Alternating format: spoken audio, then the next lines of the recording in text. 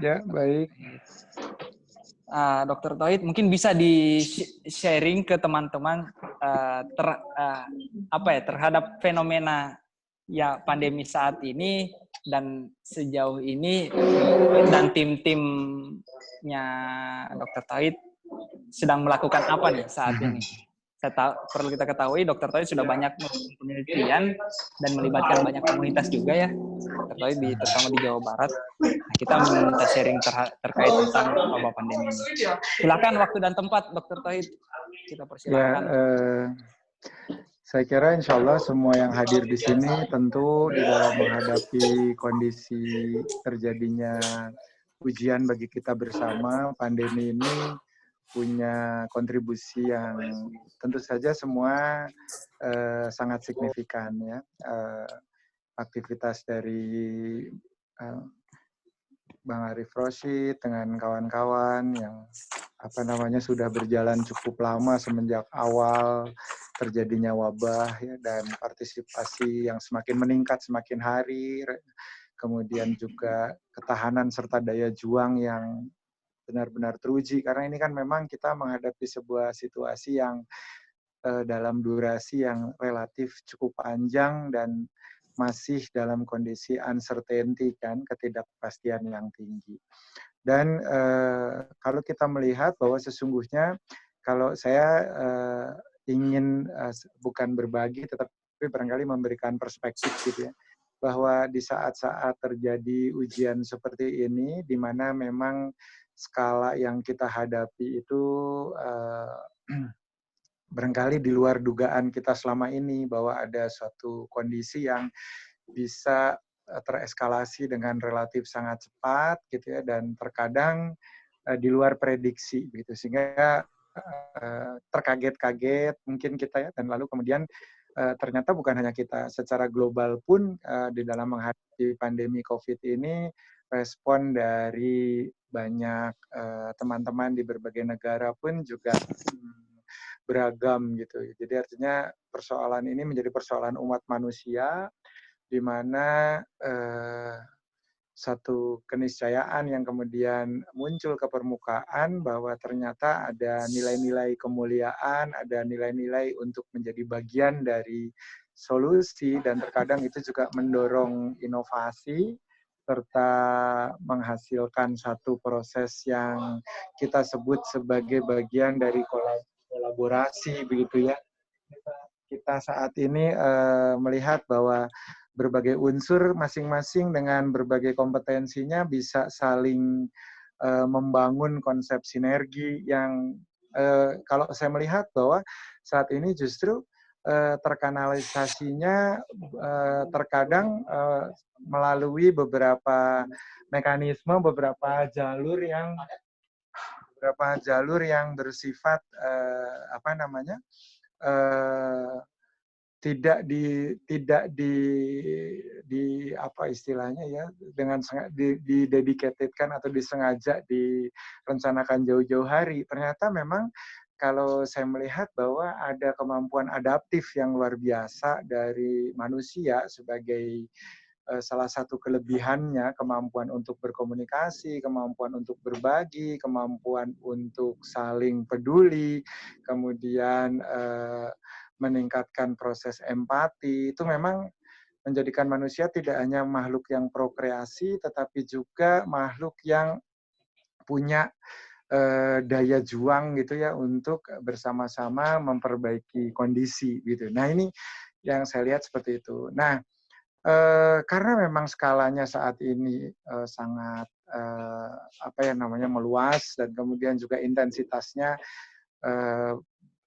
sangat dinamis gitu, sehingga di satu dan lain tempat juga kadang punya dimensi persoalan yang berbeda gitu. Ini kalau menurut saya terjadi suatu hal yang kita bisa cermati seperti yang teman-teman baru saja lakukan, luncurkan ya, inisiatif-inisiatif untuk membantu satu program yang kemudian kita bersama-sama menjalani untuk memutus transmisi gitu kan. Nah, memang kalau tadi ditanya apa yang sebetulnya sedang kita hadapi dan kita sudah mulai pelajari dan kemudian membentuk eh, mekanisme yang pada akhirnya akan menghasilkan solusi, kan kira-kira lebih seperti itu ya.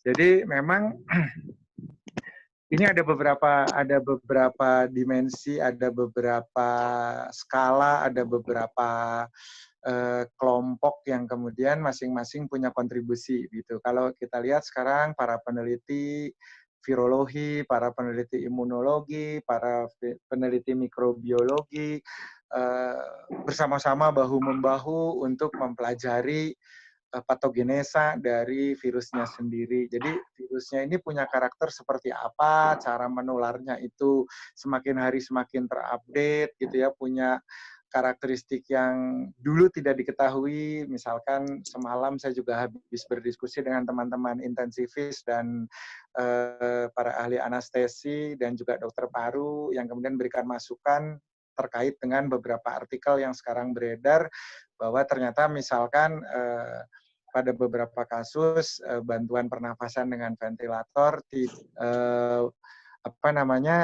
belum seoptimal yang diharapkan oleh teman-teman klinisi. Nah, akhirnya larinya ke patobiologi. Ternyata ada data bahwa inflamasi lokal yang disebabkan oleh adanya aktivitas lebih dari makrofag di tingkat alveoler bisa memutus HB misalkan sehingga porfirinnya lepas dan kemampuan mengikat oksigennya berkurang sehingga bantuan udara mekanis harus diimbangi dengan perbaikan status HB yang bisa mengikat oksigen. Nah, ini kan akan jadi masukan bagi teman-teman peneliti farmakologi misalkan zat apa sebetulnya yang paling tepat untuk diberikan pada kasus-kasus atau kondisi seperti ini.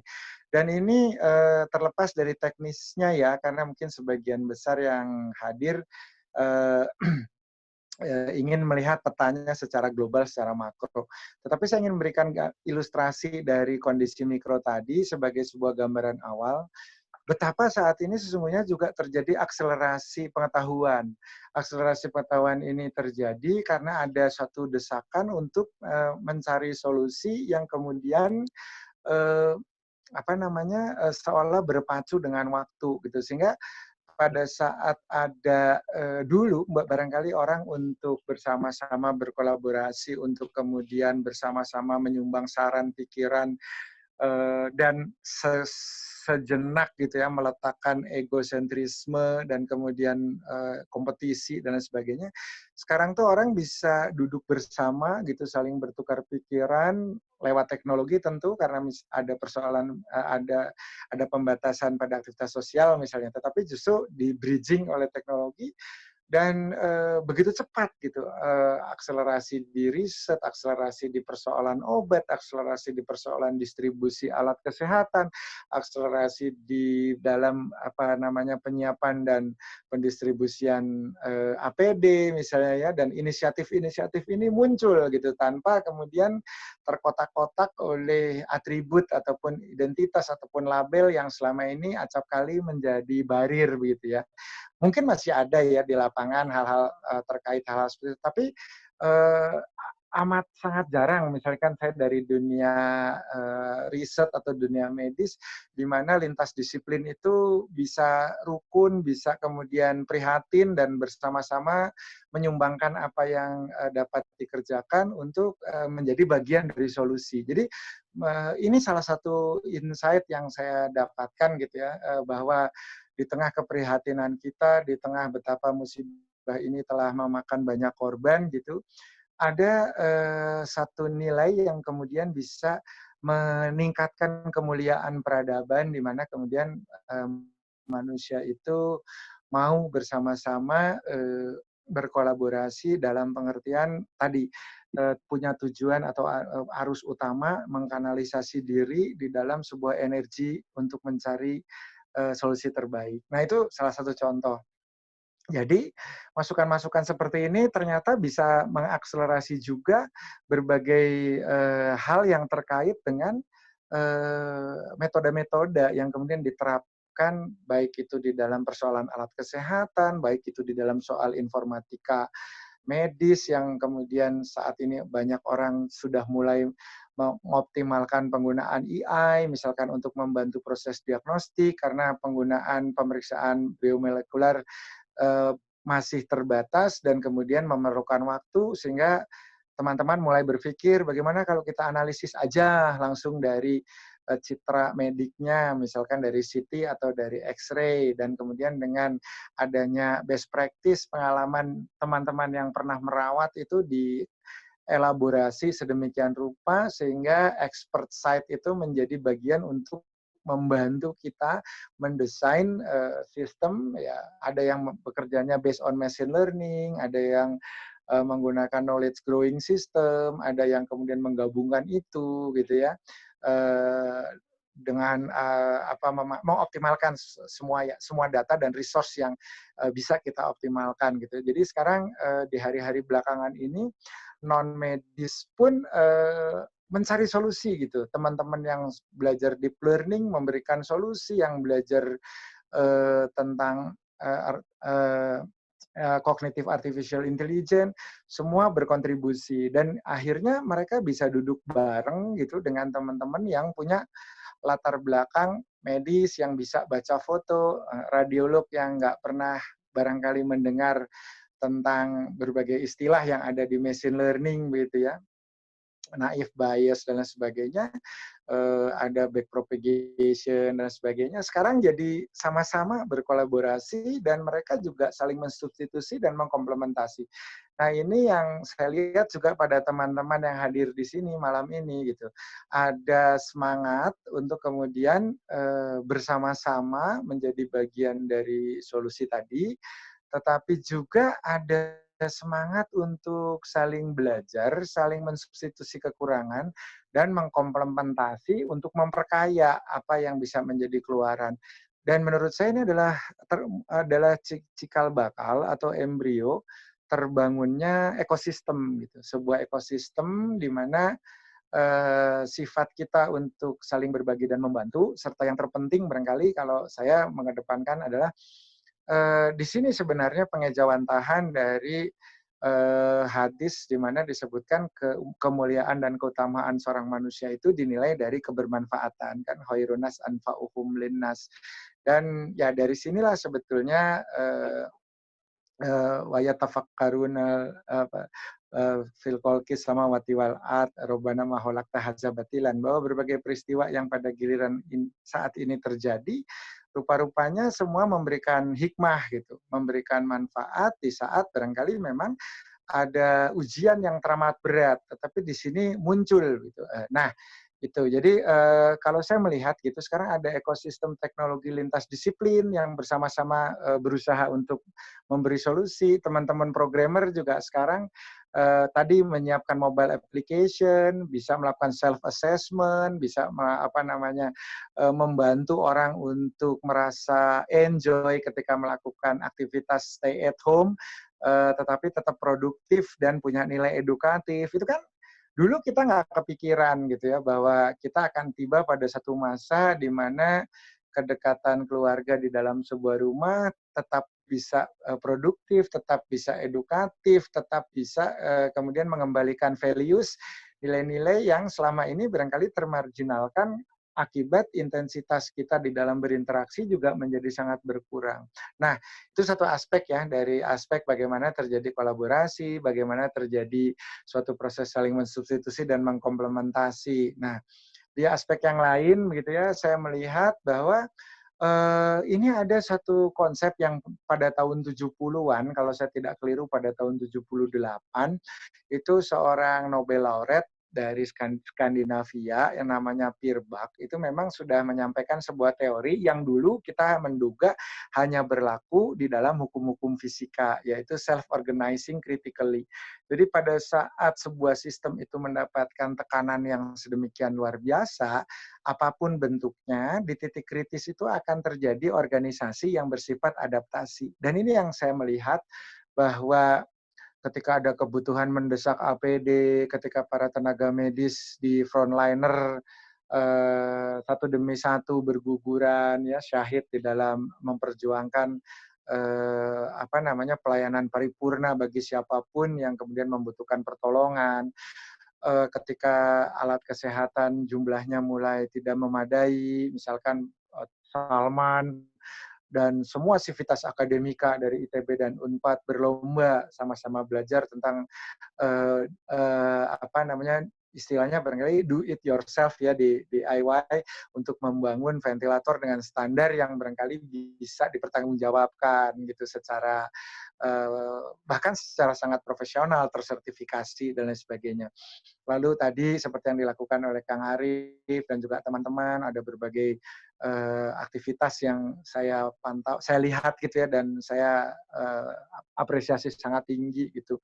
Ada Kurir Kebaikan, ada Indonesia Kuat, ada banyak lah ya teman-teman yang semua seiring sejalan gitu, segendang, seirama gitu, dan punya hilirisasi dari sebuah konsep itu sehingga tereksekusi dengan sangat baik gitu. Dan ini kita memang melihat gitu ya bahwa betapa partisipasi dari semua unsur gitu tidak henti-hentinya gitu berjuang untuk mengedukasi gitu ya, berjuang untuk memenuhi apa yang dibutuhkan, kekurangan yang kemudian bisa dilakukan dengan cara subsidi silang, katakanlah ya, mempertemukan antara yang membutuhkan dan yang kemudian punya kelebihan. Itu kan luar biasa begitu. Kita seperti menghadapi seperti memobilisasi berbagai potensi dengan berbagai latar belakang, tetapi bisa terkanalisasi dan terorkestrasi. Jadi saya kira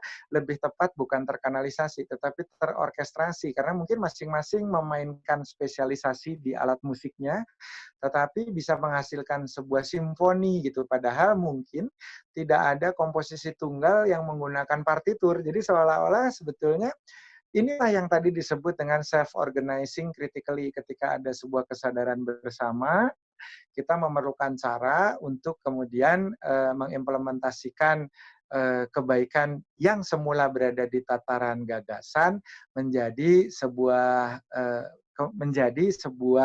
upaya untuk pemenuhan harapan melalui berbagai langkah konkret yang tentu saja berada pada tatar kenyataan. Nah ini, jadi tadi saya mohon koreksi sedikit, saya tidak langsung di BNPB, saya sendiri sekarang berada di gugus tugas riset, inovasi dan teknologi di BPPT yang bergabung di dalam konsorsium riset Kemenristek BRIN, yang memang tugas kami lebih kepada memfasilitasi berbagai hal yang sifatnya berhubungan dengan implementasi hasil riset gitu. Nah, tetapi tentu saja karena multi unsur saya juga jadi banyak belajar gitu. Ternyata kalau dulu misalkan penelitian itu saja untuk membicarakan kerjasama antar institusi agak repot gitu.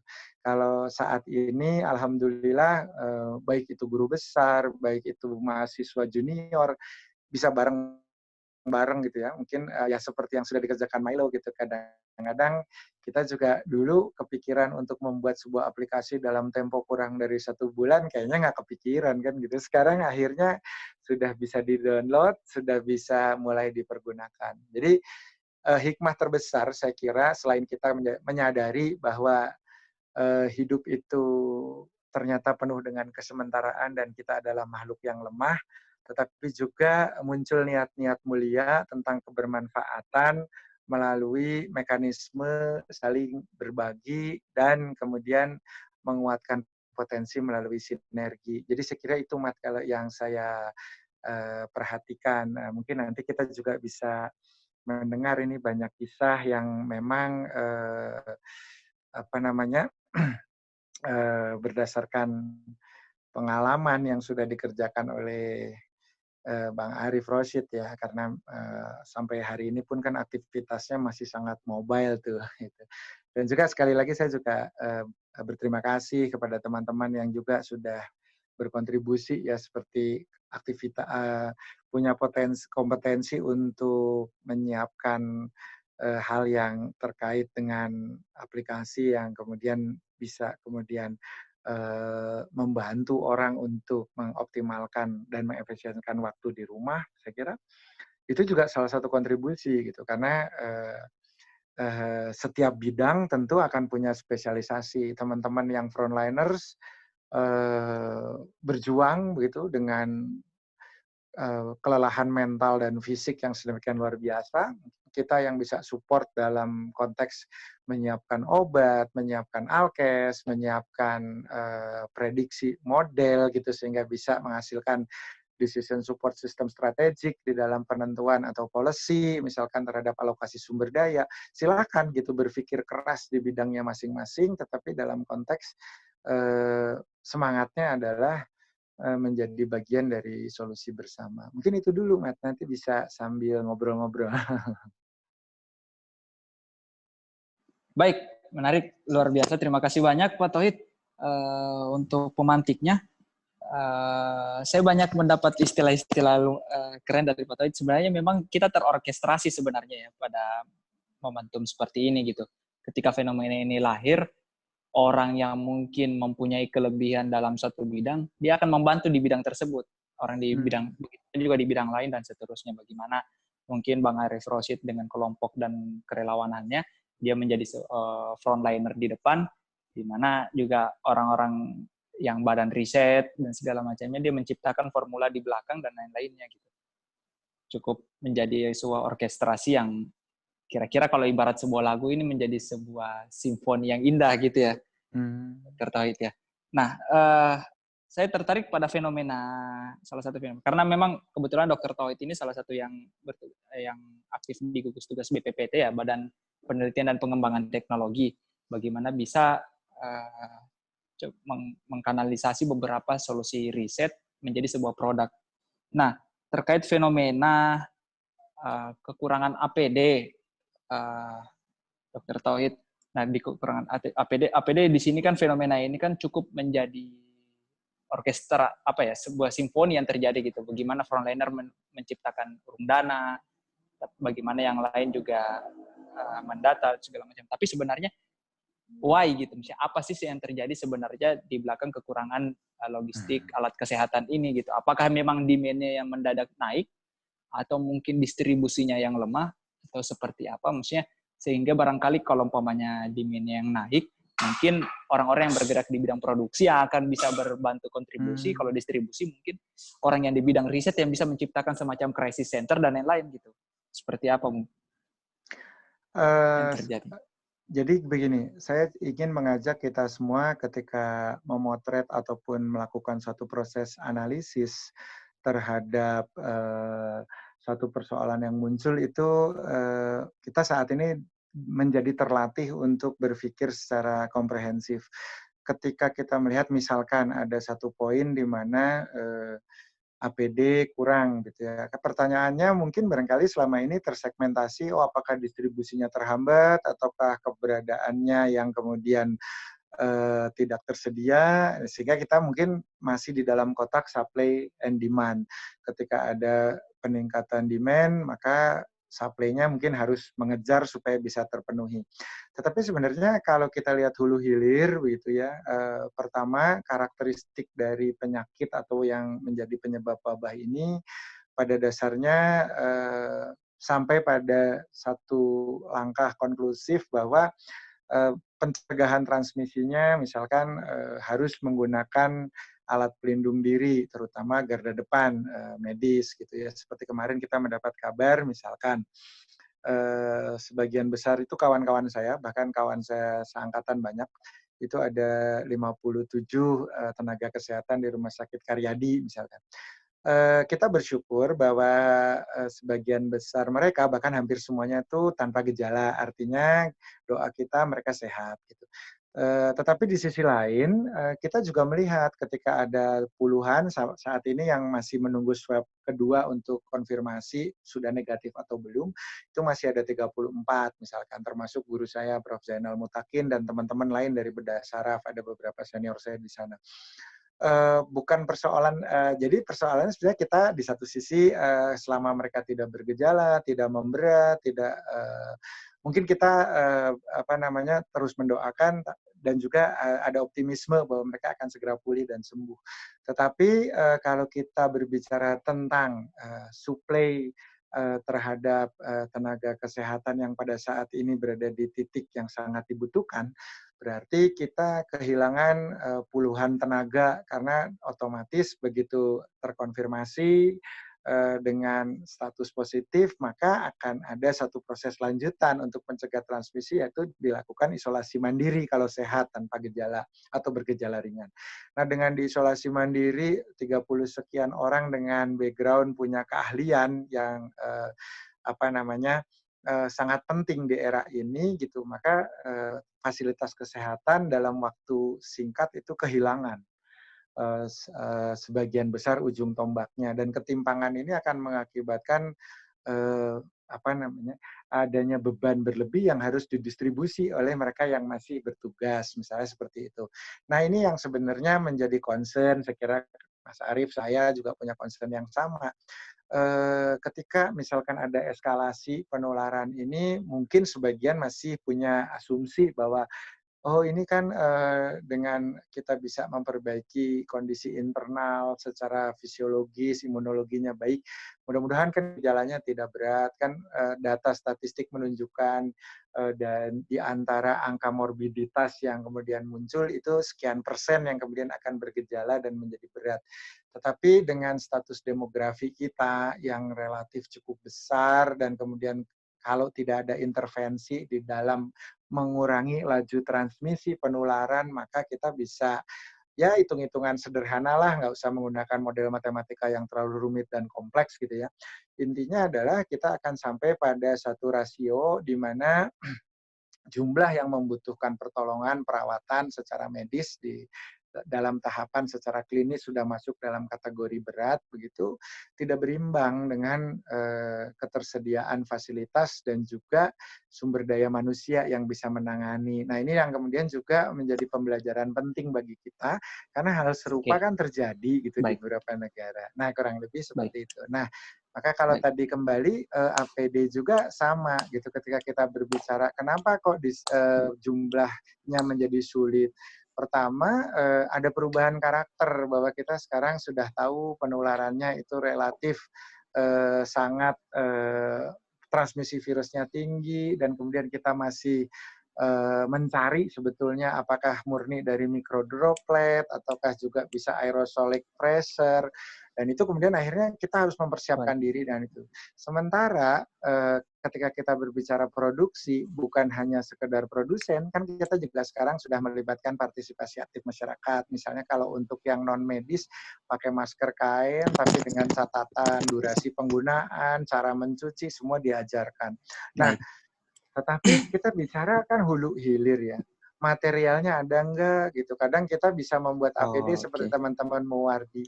Tetapi ternyata kita memerlukan industri hulu. Sama ketika kita berbicara reagensia, ketika kita berbicara tentang obat-obat yang masuk formularium untuk penanganan COVID. Karena Oke. bahan baku obat kita juga saat ini belum sepenuhnya, bahkan boleh dikatakan masih didominasi oleh produk yang harus kita datangkan gitu ya. Ketersediaannya ini akan menjadi satu kendala pada saat industri kita tidak memiliki baik itu bahan baku obat utama, eksipien ataupun intermediate-nya. Artinya kita punya kemampuan dan kapasitas untuk membuat obat, membuat reagensia, membuat reagen untuk VTM misalkan. Baik. Tetapi itu semua perlu bahan baku, artinya Oke. hulunya juga harus kita benahi. Oke. Baik. Itu. Nah, baik, saya kembali ke Dokter Tauhid. Luar biasa dari tadi kita coba mengkomunikasikan suatu gagasan Pak Tauhid ke Bang Arif. Kebetulan memang beliau juga aktif di Dewan Masjid Indonesia. Sebenarnya kesisteman seperti itu bisa kita coba katalisasi dengan diskusi-diskusi seperti ini. Mungkin bagaimana ada respon dari Dokter Tauhid mungkin? Ya, alhamdulillah. Pertama-tama saya mau mengucapkan terima kasih ya karena sudah mengakomodir beberapa kekhawatiran. Jadi sebetulnya kan gagasan untuk menjadikan masjid sebagai ujung tombak depot logistik atau bagian dari sistem ketahanan pangan ini kan concern dari banyak orang. Saya lihat beberapa ustadz yang berpikiran progresif juga sudah sudah mengantisipasi bahwa pada gilirannya kita pasti akan sampai pada satu fase di mana kebutuhan paling mendasar itu akan menjadi persoalan. Kita bisa bayangkan teman-teman bahwa ketika sebagian dari kita mungkin cepat bisa beradaptasi dengan mengoptimasi pemanfaatan teknologi informasi misalkan, tetapi ada beberapa kawan kita lain yang barangkali selama ini berkecimpung dan berkutat di sektor informal yang bahkan pendapatannya pun sifatnya harian. Artinya hari ini untuk persiapan makan besok gitu. Sehingga ketika ada pembatasan misalkan yang tentu tujuannya untuk kebaikan dan sebagian besar juga mengikuti dengan ikhlas karena tahu bahwa memang ini mencegah terjadinya kemudaratan. Tetapi secara realistis terkadang mereka juga terkendala ketika ya nggak usah terlampau jauh di daerah-daerah di dekat rumah saja banyak di rumah kita sendiri gitu banyak sahabat-sahabat kita yang barangkali sudah mulai dicekam oleh kekhawatiran tentang ketersediaan bahan pangan. Nah, gagasan tadi yang sudah disampaikan oleh Kang Arif Rosyid pun luar biasa karena ternyata ada 800.000 masjid di mana sebagai sebuah center of excellence yang memang langsung berada di tengah-tengah masyarakat yang merupakan bagian tidak terpisahkan dari sebuah komunitas, tentu saja komunitasnya itu kan punya heterogenitas ya, dalam pengertian ada yang berkecukupan, ada yang mungkin kekurangan, dan apabila memang ada satu masjid langgar musola di daerah yang mungkin relatif secara ekonomi tidak begitu baik, apabila terintegrasi di dalam sebuah sistem berjejaring yang kemudian bisa melakukan komunikasi dengan baik, kan bisa ada mekanisme untuk subsidi silang misalkan. Tetapi selama ini ketika ini tidak dikoneksikan dengan sistem yang kemudian simpel tetapi berdaya guna, informasi itu tidak tersampaikan. Sehingga kadang mungkin kalau seperti masjid-masjid tertentu, masjid besar di Jakarta, misalkan yang di depan rumah Pak JK tuh, di Masjid Cut Mutia misalnya,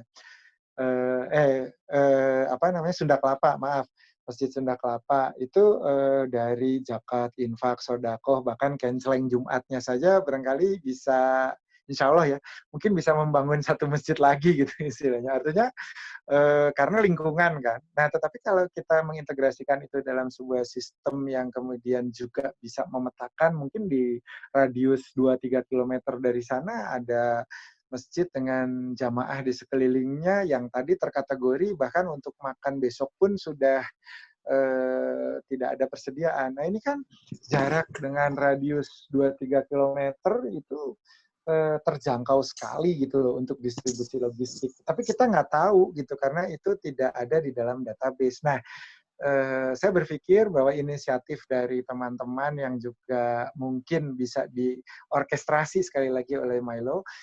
Jadi menurut saya Milo ini mungkin nanti menjadi ini ya platform kolaborasi gitu, platform kolaborasi yang mengkanalisasi setiap energi solusi gitu. Jadi bisa ya kalau orang sudah membangun banyak marketplace yang notabene memang didedikasikan untuk bisnis gitu. Barangkali nanti Milo bisa menjadi sebuah pasar solusi gitu. Jadi menjadi sebuah marketplace kolaborasi yang orientasinya holistik gitu, tidak hanya sekedar mengkapitalisasi dari sebuah transaksi, bukan, tapi ini transaksinya lebih kepada saling menguatkan atau empowering. Sama seperti tadi disampaikan oleh Kang Arif Rosyid bahwa spontanitas beliau itu karena ingin mengkontribusikan apa yang dimiliki sebisa mungkin lewat hal-hal yang paling sederhana. Makanya saya mungkin ke depannya bukan hanya sekedar kurir kebaikan loh, Dr. Tirta, Dr. Arif Rosyid, dan juga Ustadz Taki Malik ya. Tapi kalau menurut saya termasuk Rahmat dan Milo ini menjadi menurut saya enzim kebaikan karena tugas enzim itu mengkatalisa reaksi, tidak harus terlibat memberikan materi ataupun energi, tetapi bisa mengkatalisis kebaikan, bisa merangsang munculnya kebaikan. Termasuk tadi bagaimana sebenarnya simpel kan gagasannya ketika sebuah masjid punya sebuah depot gitu ya, di mana di situ diisi beras, ada yang mau ngasih beras, ada yang mau ngasih telur gitu. Dan itu ketika bisa didistribusikan dengan berkeadilan, saya kira mungkin sumbangsih kita gitu. Katakanlah barangkali ada orang ya seperti kalau kita lihat di kita gitu dengan keterbatasan ekonomi pun kadang orang nyumbang 5.000, orang nyumbang 10.000. Mungkin sama ya, kita di rumah punyanya mie instan 2 bungkus, 1 kita kasihin misalnya seperti itu. Itu hal yang luar biasa gitu ketika dampaknya secara magnitud bisa memberikan optimisme, bisa memberikan rasa aman, bisa mengurangi ketidakpastian. Ini yang tadi kita lihat dari nasihat Pak Doni Monardo.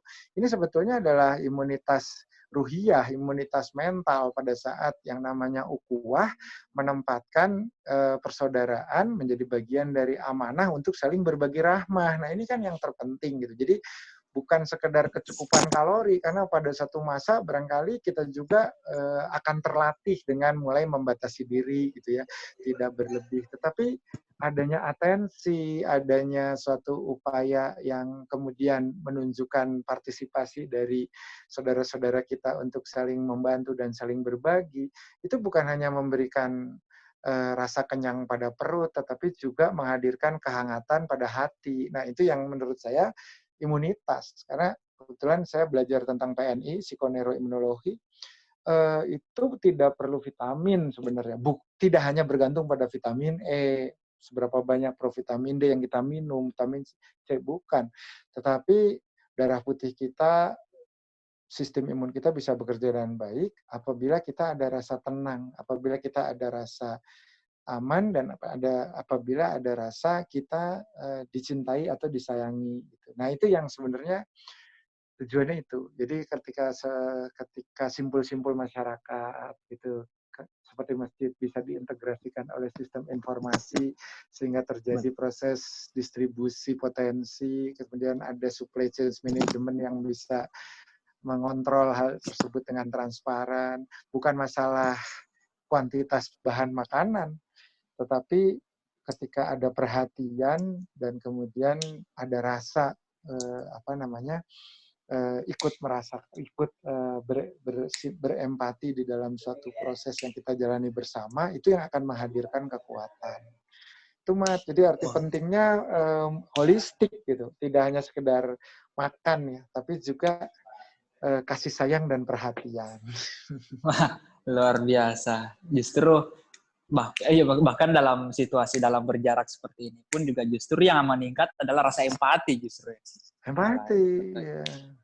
Empati yang justru meningkat seperti ini. Sangat luar biasa sih dari tadi.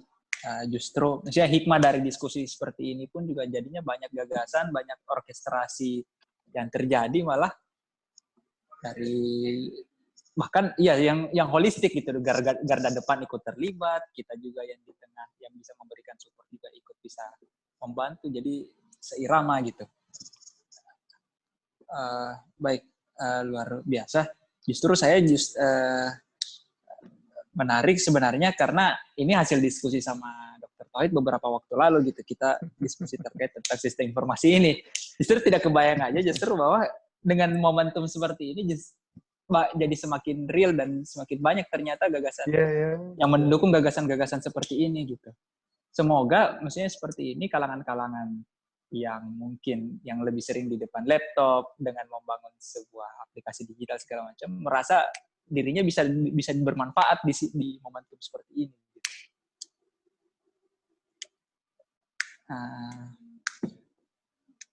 Oke, baik, Dr. Tauhid. Kita mungkin ke penanya, misalnya barangkali ada yang mau ikut terlibat dalam diskusi. Iya nih. Kita sudah asik dalam kurang lebih hampir 1 jam. Nah, bagi yang mau terlibat dalam diskusi silahkan untuk di raise hand tangannya. Nanti teman-teman host akan membukakan akses dalam berdiskusinya. Mangga silahkan yang mau diskusi langsung atau kalau enggak via di kolom chat juga bisa. Di chat ya, iya. Iya. Senang kalau setiap diskusi sama Dr. Tauhid mah. Saya yang senang. Banyak justru ilmu-ilmu teman-teman. Tapi tadi Dan ini sekali ya, alhamdulillah ya. Eh, Respon dari Kang Arif juga sangat baik. Bahkan tadi kan langsung follow up ya, ingin membicarakan lebih detail secara teknis. Nah ini kan Betul, juga dalam 2 hari ke kalau depan katanya malah. iya, bahkan diberi deadline tuh dalam 2 hari ke depan sudah harus. Tadi ada pertanyaan bagus tuh. Ada pertanyaan. Saya baca Nah, di ada yang chat tanya tuh. tentang raise hand, kita beri akses ke Aidil Panandrang dulu. Kayaknya Ah, iya, iya. dia yang ingin. Dia pengen sebenarnya tapi belum tahu raise hand, jadi kita kasih akses aja. Kita beri akses Silakan. langsung. Aidil Panandrang, silakan. Kak Aidil, apa kabar? Assalamualaikum, Dr. Tauhid. Waalaikumsalam warahmatullahi wabarakatuh. Ya, selamat malam teman-teman semua. Jujur, ini dokter saya tinggal lama sama Rahmat dan sangat banyak diceritakan kisah-kisah inspiratif dari Dr. Tauhid. Jadi Aduh. sebuah kehormatan sekali bagi saya ini bisa berinteraksi dan bertanya mungkin kepada Pak Dokter. Mungkin begini dok, saya sangat terinspirasi dengan statement tadi bahwa ini tentang bagaimana kita menjaga diri, memotivasi diri menghadapi pandemi ini.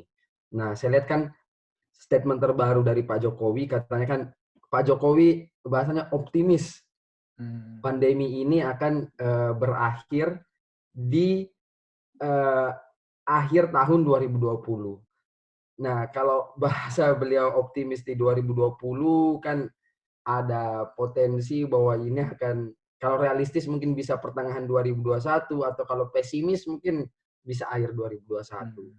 Nah, ini kan sebenarnya sebuah pertarungan yang cukup panjang saya lihat Pak Dokter, dan panjang dan mengena ke semua orang.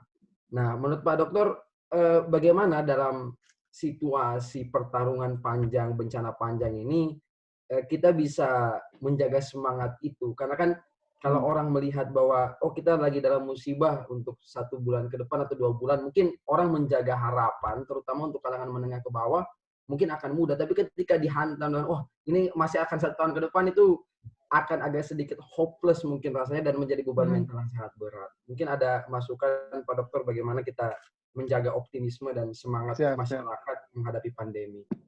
Terima kasih. Baik, Silakan. alhamdulillah Bang Aidil, saya juga senang sekali bisa berkenalan dan akhirnya silaturahim ya.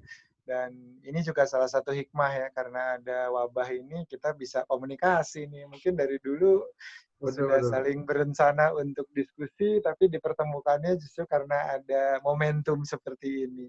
Dan sejalan dengan apa yang ditanyakan oleh Bang Aidil, tadi juga Alif sepertinya chat mirip tuh, bagaimana kondisi psikologinya, dan apa ada program yang menyentuh ke sana, karena selama ini kan mungkin yang kita fokuskan masih bagaimana menyiapkan rumah sakit, bagaimana mengoptimalkan peran tenaga kesehatan, bagaimana kemudian APD, bagaimana kemudian tadi kita juga sudah sampai mengedepankan simpul-simpul titik-titik sosial penting di masyarakat yang bisa menjadi bagian dari proses distribusi, misalkan kebutuhan pokok. Sama seperti tadi Kang Rosid dan Dr. Tirta, ya kan, fokusnya adalah edukasi dengan cara yang simpel, mendatangi pejabat pemerintah untuk bersama mensinergikan langkah. Tapi benar pertanyaan Kang Aidil dan Ali, dimensi persoalan kita hari ini dengan berjalannya waktu itu akan semakin kompleks gitu ya. Jadi saya sendiri melakukan sebuah pengamatan Kang Aidil di awal-awal ketika informasi barangkali belum terfilter dengan baik, orang masih dilanda kepanikan dan kecemasan karena berita yang bertubi-tubi, lalu kemudian dikonfirmasi ternyata ada saudara, ada tetangga atau rekan kerja yang ternyata dinyatakan tertular, dan kemudian karena faktor komorbiditas ataupun usia dan tingkat kerentanan berisiko lebih tinggi wafat, itu kan membuat orang mengalami tekanan mental yang luar biasa. Sebagian bahkan dari pengamatan saya pribadi ada beberapa yang sudah menunjukkan gejala-gejala depresi gitu. Jadi bahkan paranoid ya, sehingga apapun yang bisa dilakukan agar tidak terkena penyakit itu dikerjakan tanpa mengindahkan mungkin apa yang dilakukan itu justru bisa membahayakan. Seperti ini tidak terjadi di kalangan awam, termasuk di kalangan profesional. Kita dengar kemarin ada satu berita di India, seorang dokter yang ingin karena bertugas di garda depan, dia ingin proteksi dengan meminum obat yang memang merupakan salah satu obat yang disarankan untuk COVID gitu. Tetapi beliau belum ada indikasi, artinya lebih berpikir karena kecemasan akan tertulari gitu, malah akibatnya fatal gitu, malah justru efek sampingnya yang kemudian menjadi persoalan kesehatan bagi yang bersangkutan. Kalau saya tidak salah, pada akhirnya wafat gitu karena itu tadi. Nah inilah menurut saya bisa bayangkan gitu. Itu saja orang yang setidaknya mengetahui ilmunya gitu, tahu seperti apa harus bersikap. Bagaimana dengan masyarakat yang panik gitu ya, dan ini memang sepertinya karena pada saat di awal itu kita berkonsentrasi pada menyelesaikan masalah pokok, dalam pengertian kita hambat dulu deh transmisi virusnya, kita siapkan deh obatnya, kita siapkan deh hal-hal yang terkait dengan penanganan korban yang sudah bergejala dan itu sekarang membutuhkan banyak fasilitas misalkan atau banyak alat bantu. Nah, kemudian orang melakukan coping secara psikologi, kemudian ketika sudah mulai tenang gitu ya, dan sudah di rumah menahan diri, mendapat nasihat yang baik, cobalah kita perbaiki gaya hidup. Yang tadi seperti kata Kang Arief Rosid sampaikan, bahwa pada banyak sekali hikmah terkait dengan wabah kali ini gitu ya. Orang yang selama ini tidak peduli dengan perilaku pola konsumsinya sekarang jadi apa yang dimakan menjadi diperhatikan. Apakah ini ada antioksidannya? Apakah ini ada vitamin E-nya? Apakah saya tidak kelebihan karbohidrat yang katanya bisa menurunkan kualitas imun? Apakah saya sudah kena sinar matahari secara cukup? Apakah saya sudah melakukan latihan olahraga yang memadai gitu kan? Orang jadi peduli gitu dan menjadi bagian dari proses mensyukuri nikmat sehat yang selama ini barangkali terabaikan. Itu menurut saya pelajaran penting. Nah, di situ orang coping ya, sehingga kemudian orang mulai rasional melihat wabah ini gitu dan melakukan langkah-langkah konstruktif dengan dengan tidak mengabaikan tingkat kewaspadaan. Artinya waspada tetapi sudah tidak cemas atau khawatir berlebihan. Jadi sudah mulai proporsional gitu di dalam bersikap gitu. Nah, tetapi benar bahwa ada batasan-batasan resiliensi. Seberapa banyak kita mampu menahan suatu proses yang meskipun sudah mulai berdamai, sekalipun mulai bisa kita moderasi gitu ya tekanannya, tetapi kita ternyata bicara durasi gitu kan. Kita berbicara bahwa stamina kita kalau kita main bola gitu ya. Mungkin kita sudah bisa membaca ritme tiki-takanya musuh gitu. Kita sudah tahu playmaker-nya ini, serangan sayapnya akan begitu gitu ya. Kita sudah mulai mengatur tempo, barangkali dengan buying time, melakukan back pass, dan sebagainya.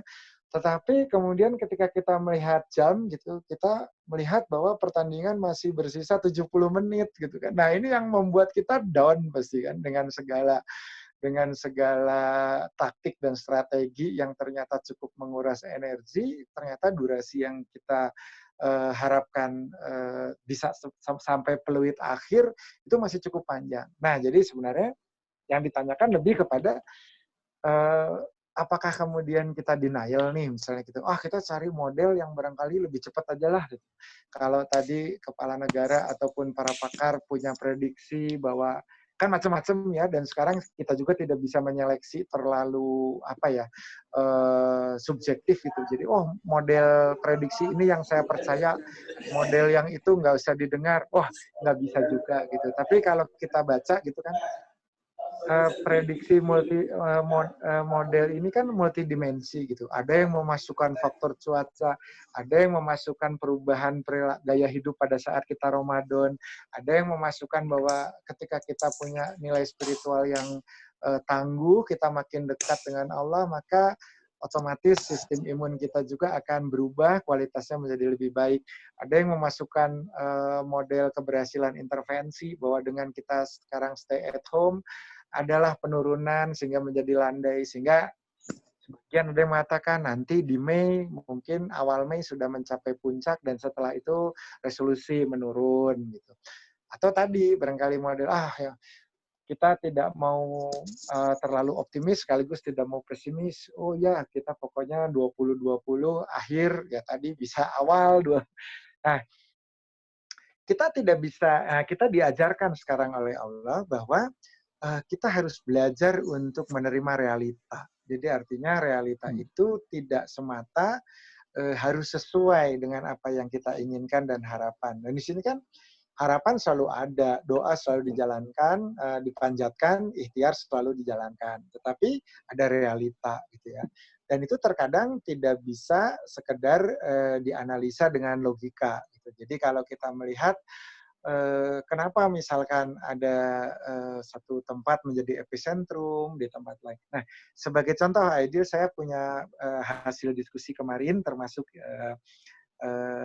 pertanyaan dari seorang teman yang bertugas di militer dan kemudian tugasnya antara lain memikirkan strategi kontingensi atau rencana kontingensi ke depan ini dengan berbagai skenario apa yang harus dikerjakan gitu. Dia menyampaikan satu fakta yang sebetulnya saya juga udah merasa. Kang, kalau OTG itu nggak hanya dari segi umur ya. Iya, saya melihat memang tadi seperti kata Kang Arief Rosid, 1740 itu punya potensi untuk terkena dan dia tidak menyadari sehingga menjadi karir potensial. Dia kan kemana aja karena kan nggak mobilitasnya tinggi dan dia tidak merasa ada gejala. Sama sebagian besar teman-teman residen di FK Undip Rumah Sakit Karyadi yang tadi disebut masih ada 34 orang dalam status dalam observasi gitu ya. Itu kan usianya muda, kemudian kondisi tubuhnya baik sehingga tidak bergejala. Dan ada satu data gitu ya yang menunjukkan juga bahwa bahkan pernyataannya itu tadinya menurut saya agak subjektif gitu, bahkan kok agak rasis nih, saya bilang gitu.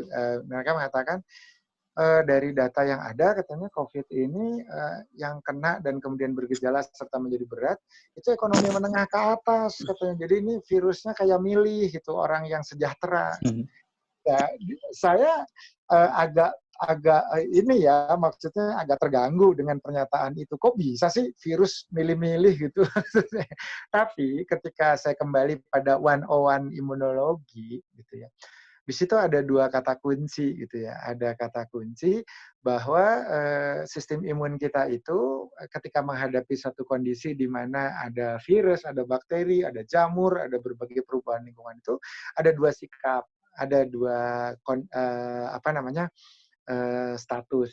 Yang pertama itu sifatnya imunokompromis. Imunokompromis itu bisa didapatkan pada orang yang misalkan malnutrisi, kurang gizi, ada beberapa penyakit yang membuat sistem imunnya tidak optimal gitu ya.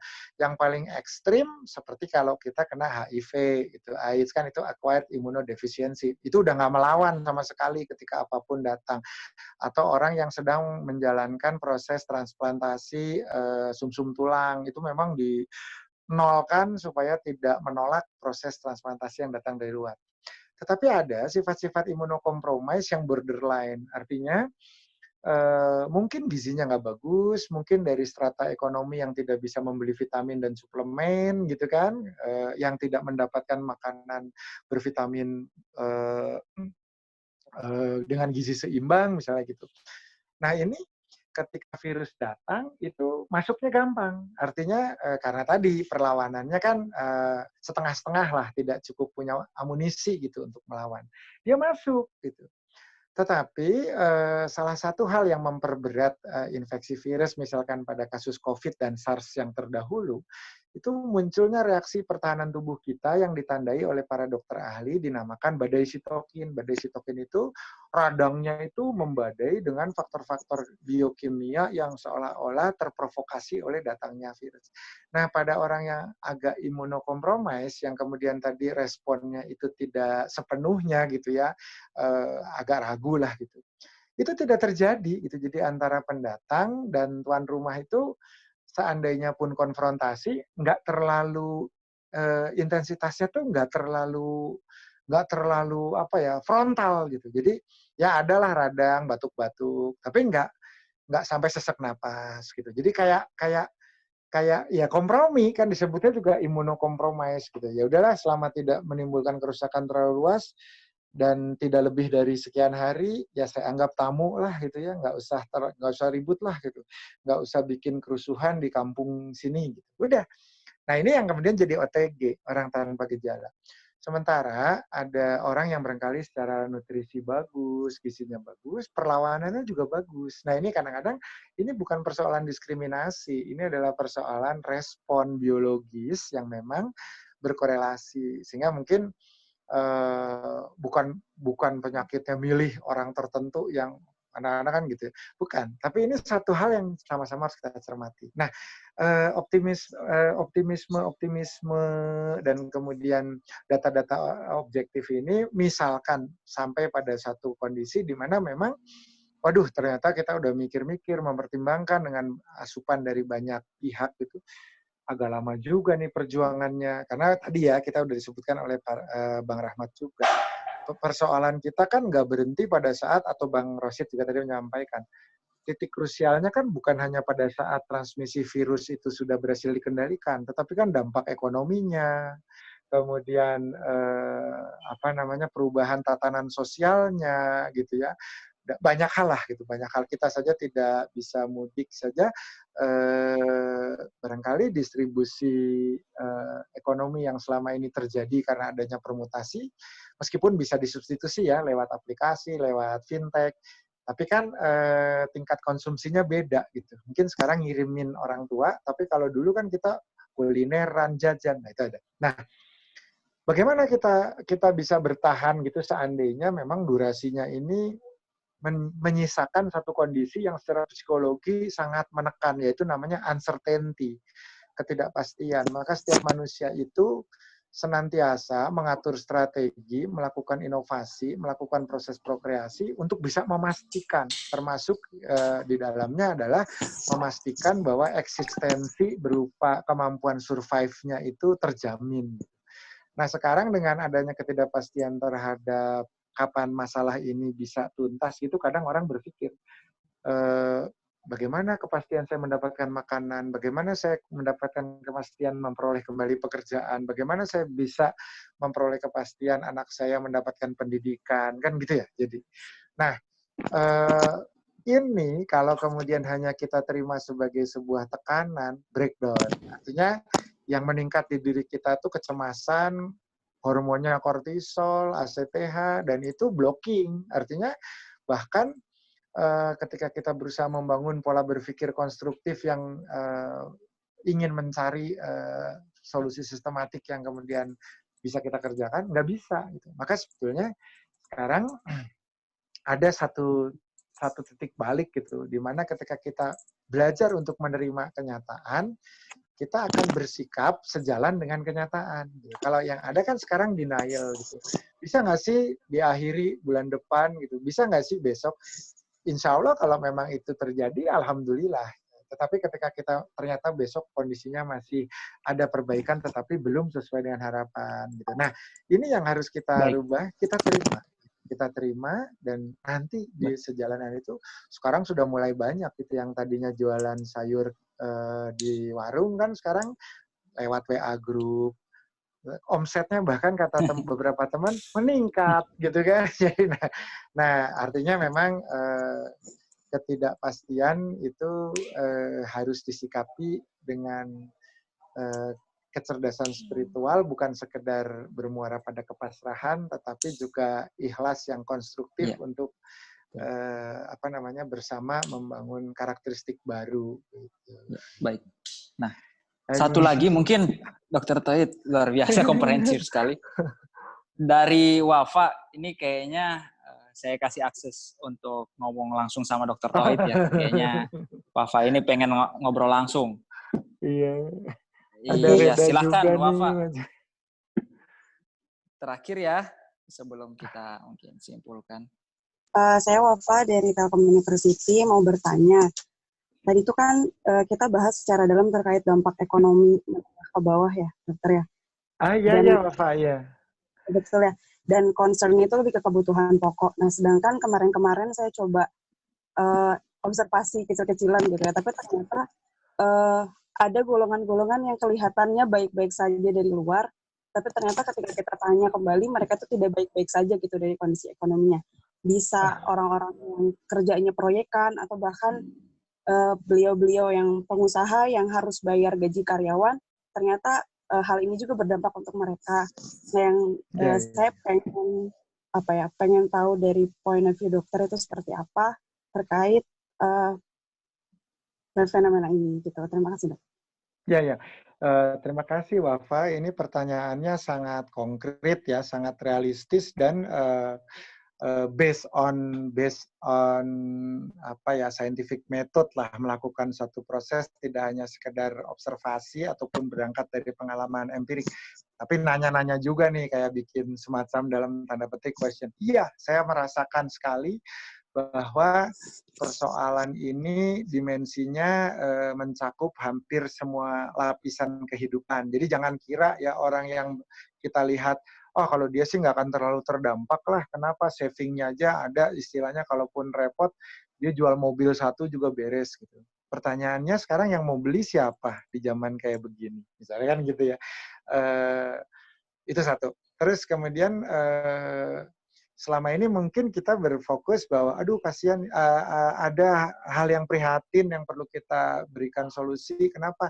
Ada pekerja harian yang tadi mungkin besok sudah tidak mendapatkan, sudah tidak memiliki pendapatan gitu.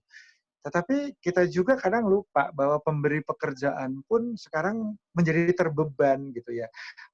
Bahkan mungkin kalau saya melihat ada beberapa entitas gitu yang mereka sudah berbicara dan berdialog dengan baik, menyatakan bahwa tidak mampu kalau harus menyelesaikan semua kewajiban gitu, sehingga mencari resolusi, cari jalan tengah supaya kemudian ada kesepakatan. Nah, pertanyaan ini juga menjadi pertanyaan kita semua.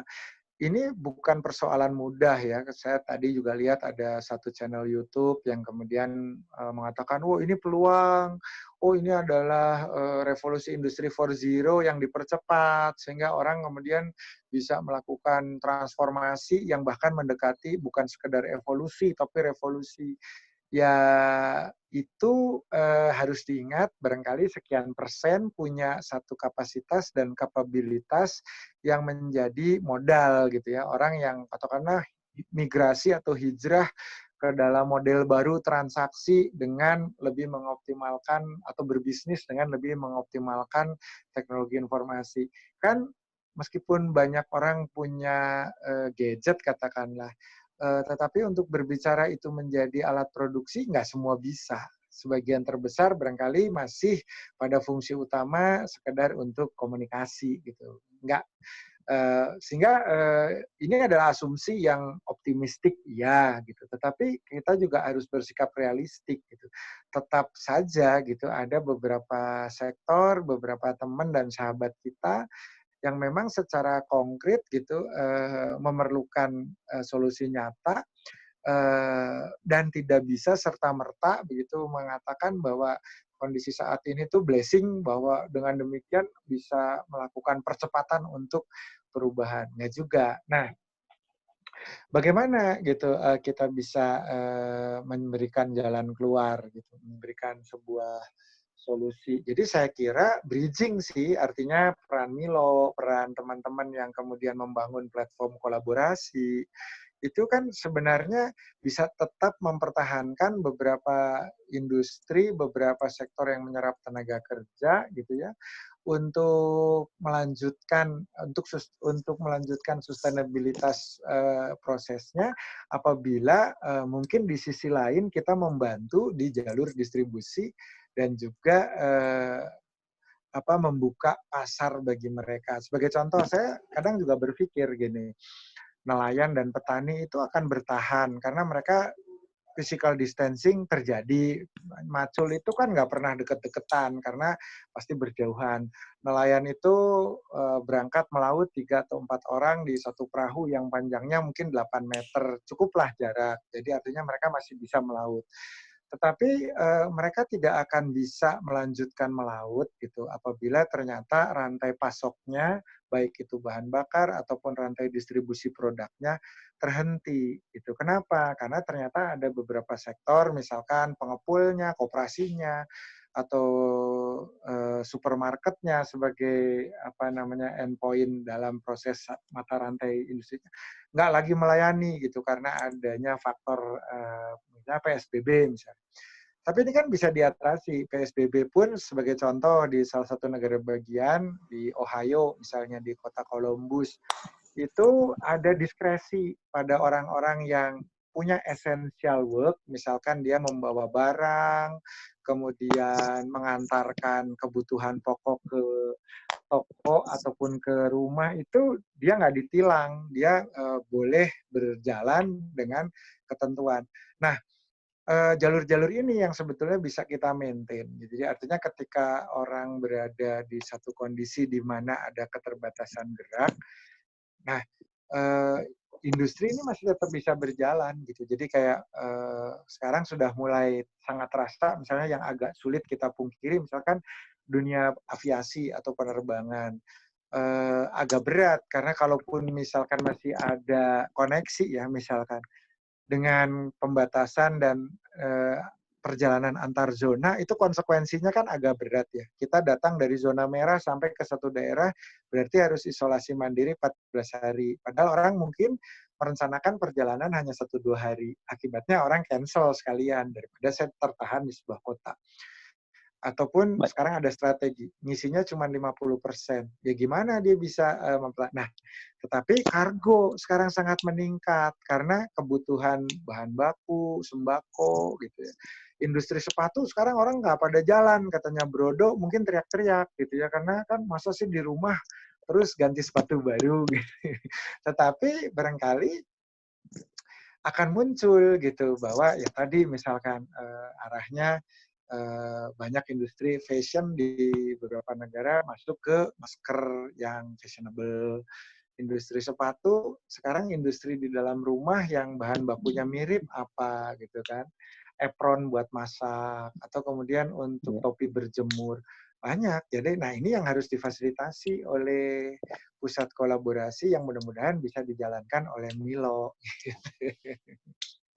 Baik, luar biasa. Jadi besar beban Milo ini jadi Milo diskusi. Lihat diskusi ini. Dapat banyak amanah. Luar biasa. Dapat ya betul sih. Jadi ya teman-teman ya ayo mari berkolaborasi bareng-bareng. Jadi tanggung jawab bersama, Dok. Alhamdulillah mungkin tiba juga kita di akhir sesi untuk malam hari ini. Jadi tadi kesimpulannya sudah banyak kita diskusi tentang dunia fenomena pandemi ini ya, dari sisi ekonominya, dari sisi psikologinya, dari sisi pergerakan, solusi dan lain-lainnya gitu. Misalnya banyak solusi yang bisa kita ciptakan. Nah, positifnya adalah hikmahnya ya banyak kebiasaan-kebiasaan baru, banyak empati yang keluar dan lain-lain gitu. Nah, sehingga harapannya selain bisa menciptakan emosi atau empati yang tinggi, ini bisa menjadi katalisator transformasi digital di level tatanan masyarakat gitu mungkin. Terkait. Nah, mungkin kita cukupkan juga pertanyaannya. Apa tadi yang terakhir ya? Alhamdulillah, Dokter Tait sebelum saya tutup mungkin mau menginfokan sebenarnya donasi ini itu kegiatan ini kita melakukan donasi juga untuk setiap peserta yang mendaftar, barangkali yang mau donasi. Alhamdulillah dari sejak kita posting per maghrib tadi itu sudah mencapai 7,8 juta alhamdulillah. Bahkan iya alhamdulillah, Dok. Kita harapannya dari tadi ada pemateri yang bilang ada beberapa pemateri yang katanya mau ngasih slide-nya kalau donasinya sampai 10 juta katanya. Akhirnya pada peserta yang lain pada ikut kembali donasi. Tidak lupa saya sampaikan ke teman-teman bagi yang mau kita masih sangat membuka donasi untuk kegiatan ini, karena donasinya pun juga kita gunakan untuk penanganan pandemi COVID-19 ini gitu. Baik itu penanganan kelengkapan APD dan lain-lain. Nah, terima kasih mungkin Pak Tauhid, Kak Arif Rosyid, mohon maaf juga tidak bisa sampai pada akhir acara karena beliau masih harus melanjutkan perjalanan ke Jakarta. Bertugas betul. Ya kita tunggu semoga ada tindak lanjut dari Kak Arif. Kita insya Allah apa yang bisa kita support ya kita coba instrumenkan, kita orkestrasi lagi gerakan-gerakan seperti ini. Terima kasih teman-teman yang sudah dari pagi, banyak yang malah update story dari pagi jam 9 katanya sampai malam ini belum gerak-gerak nonton Milo katanya. Luar biasa. Ini weekendnya terlewat produktif katanya gara-gara ada kegiatan ini. Ya. Jadi soalnya kita akan lanjut lagi sampai besok. Besok pun juga sudah ada materi-materi yang tidak kalah serunya. Ditutup besok juga sama Pak Rektor bicara tentang SDM. Iya. Nah, luar biasa. Mungkin cukup sampai sini. Sebenarnya kita ada cenderamata Pak Tauhid, ada plakat yang mungkin saat ini belum bisa dikasih langsung ke Pak Tauhid. Jadi mungkin antara dikirimkan atau kita sambil silaturahmi ke tempat Pak Tauhid untuk memberikan. Nanti mungkin kita bisa diskusikan tindak lanjutnya untuk pemberian plakatnya dirubah aja jadi aplikasi ketahanan masjid ya. Oh, Masya Allah. Iya, itu insya Allah kalau yang itu. Itu mungkin ini anak-anak jadi banyak yang japri ke saya, Dok, terkait tentang kegiatan itu. Wah, saya mau terlibat. Oke, siap. Alhamdulillah, momentum ini bisa menyatukan para programmer. Iya, amin. Nah, gitu mungkin Pak Tauhid. Terima kasih atas waktunya. Sudah masuk jam 9, barangkali ingin kembali merapat bersama keluarga. Terima kasih juga teman-teman yang sudah seharian bersama Milo. Jangan kemana-mana. Besok kita akan kembali lagi sesuai dengan link di hari kedua gitu. Mungkin saya juga pamit undur diri, Pak Tauhid. Terima kasih banyak sekali lagi. Saya juga terima kasih kepada Kak Arif Rosyid. Semoga juga sampai di tujuan dengan selamat. Amin. Terima kasih. Kita awali dengan doa tadi ya. Kita akhiri sesi hari ini dengan doa. Berdoa sesuai kepercayaan dan keyakinan masing-masing. Berdoa dipersilahkan.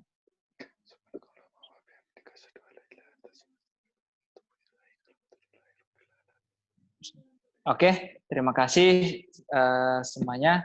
Saya pamit undur diri. Sampai ketemu di sesi kedua besok. Terima kasih. Wassalamualaikum warahmatullahi wabarakatuh. Waalaikumsalam warahmatullahi wabarakatuh.